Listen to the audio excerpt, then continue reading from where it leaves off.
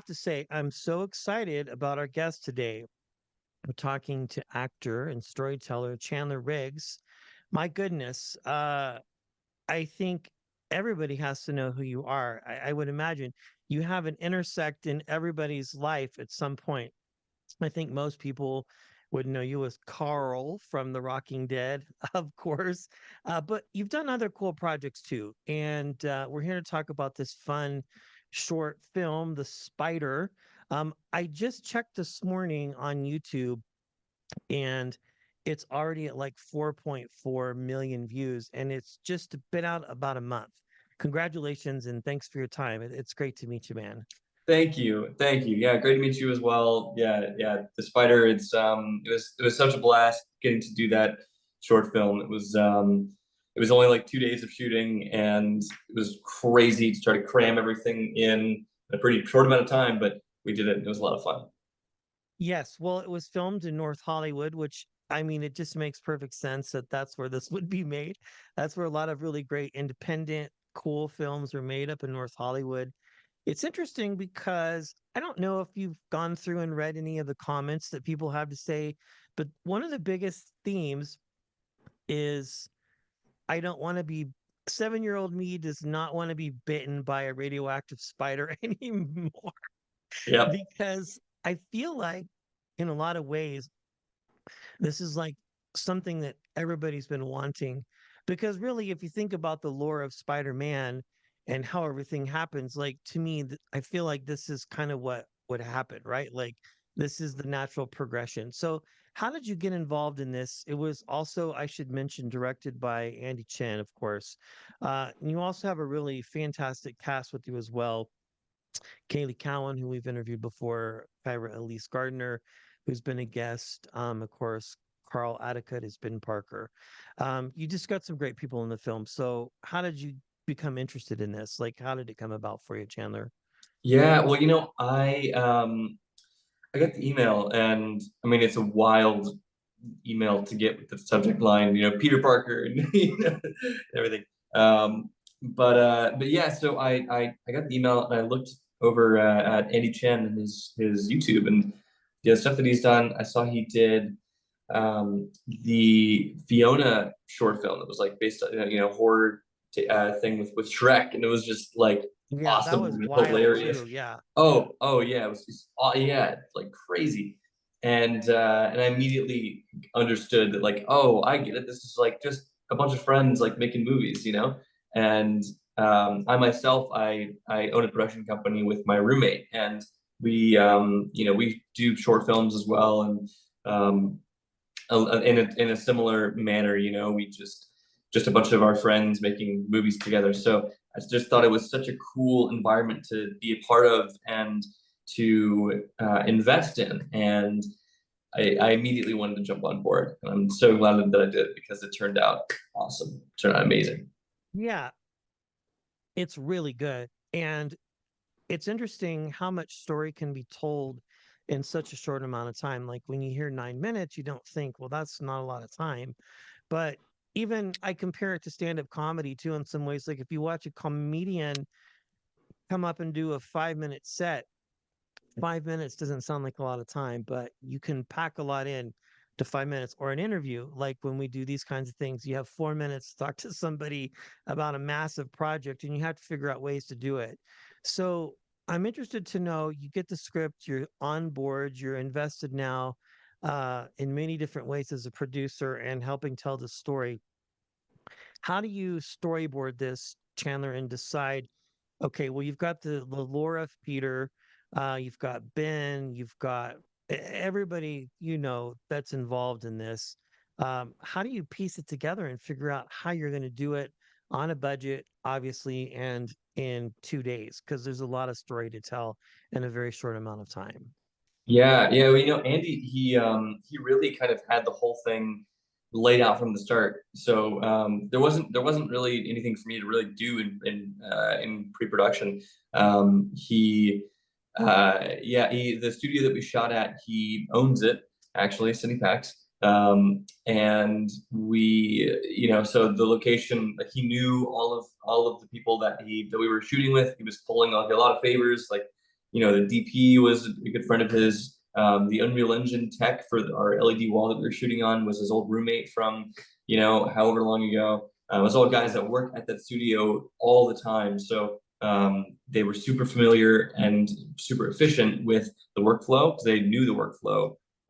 Even though they weren't getting paid very much, they were passionate about it because it was their buddy, putting together this awesome, awesome project, bringing it to life.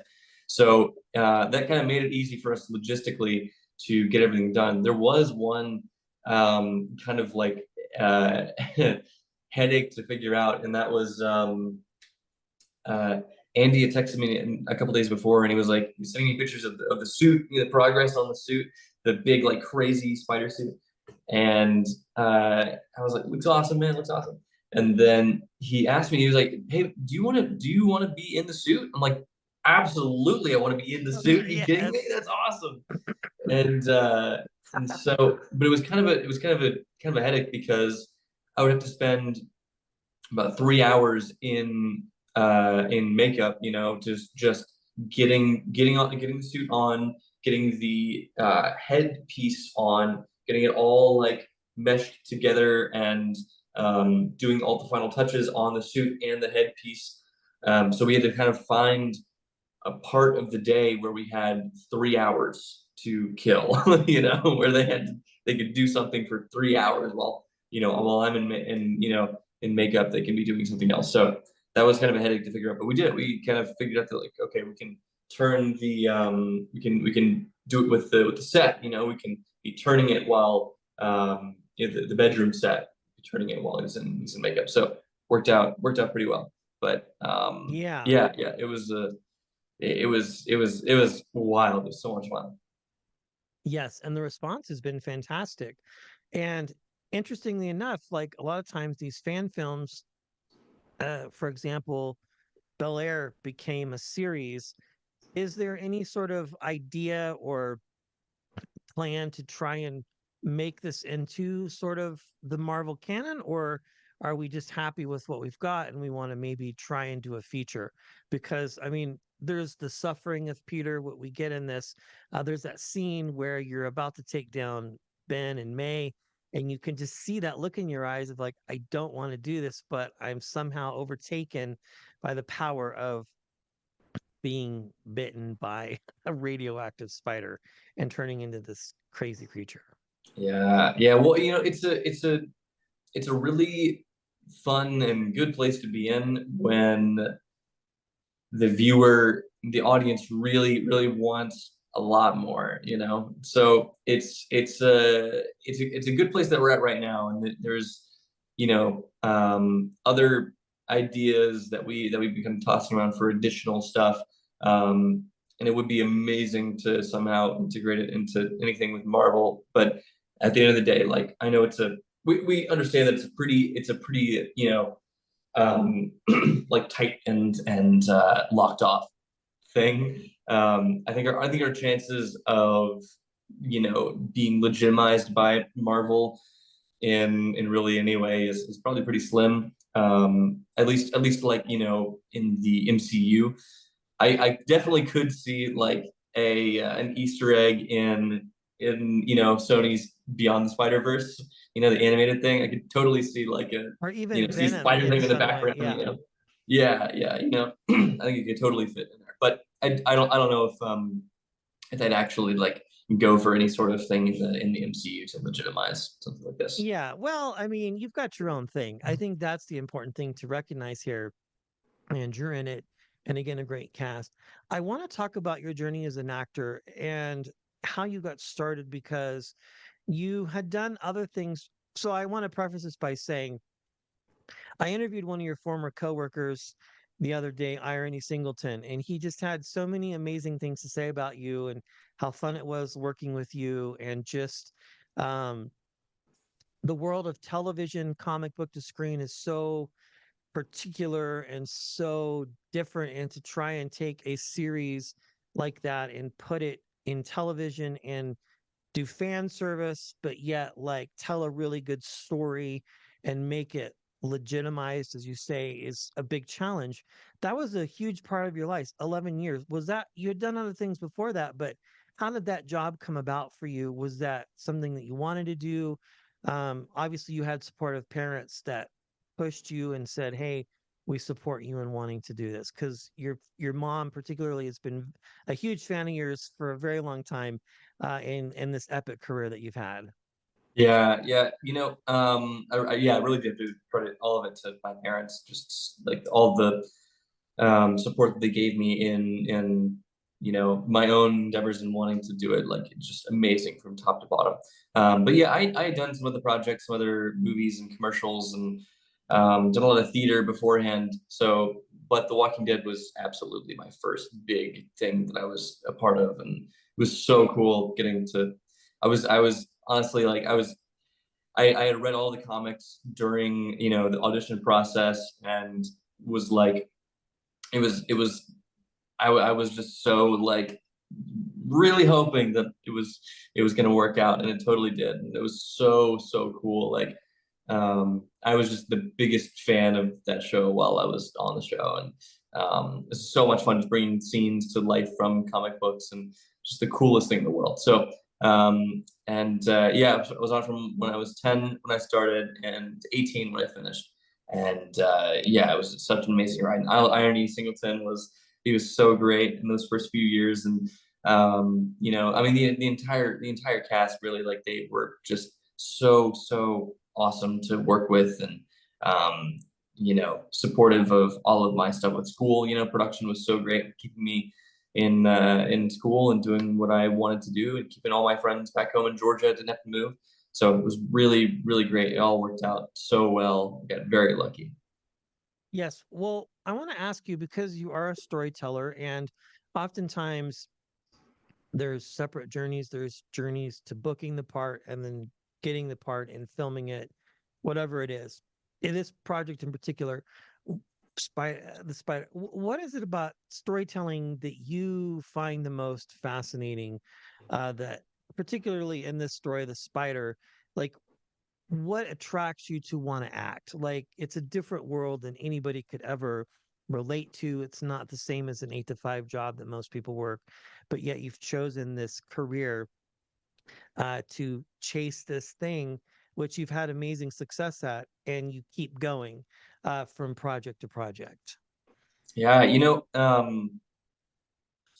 feel like for me, it's. I mean, there's a few different reasons. I mean, when you're totally in a scene and you're 100% invested in what you're trying to get done, it's such a interesting experience when you like are 100% in the shoes of someone else, and experiencing what they're experiencing for the first time every take. It's just like it's such a cool experience that you can't really get anywhere else. And so I feel like I constantly just like chase that high. But it's also like, I when you're on set and you do these scenes, it's you are just kind of showing up for work. You are just kind of like showing up for another day, and it's you come prepared with everything you need to do for the day, and you show up, you do your job, and you go home. So in some ways it kind of does feel like